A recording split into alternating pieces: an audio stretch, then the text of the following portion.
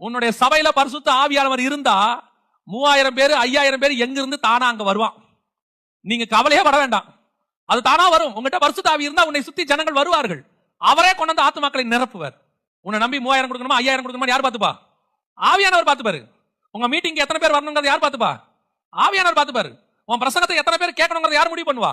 ஆவியானவர் முடிவு பண்ணுவார். நீ ஆவியானவர் கூட, அவ்வளவு முக்கியம். உன் மூலமா சொல்லப்படுகிற வார்த்தை எத்தனை லட்சம் பேருக்கு போகணுங்கிறது யார் டிசைட் பண்ணுவா? ஹெவன் டிசைட் பண்ணும். பரிசுத்தாவி டிசைட் பண்ணுவார்.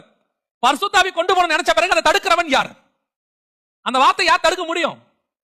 அது கர்த்தருடைய வார்த்தை, அதை தடுக்க யாராலையும் முடியாது. அப்ப பரிசுத்த ஆவியானவரோடு கூட நீ இருந்து பேசுற வார்த்தை தான் 3000 பேர் ரட்சிக்கும். இதே பேதுரு 1ஆம் அதிகாரத்துல பேசும்போது ஒண்ணும் நடக்கல, ஆனா 2ஆம் அதிகாரத்துல பேசும்போது 3000 பேர் ரட்சிக்கப்படுறான்.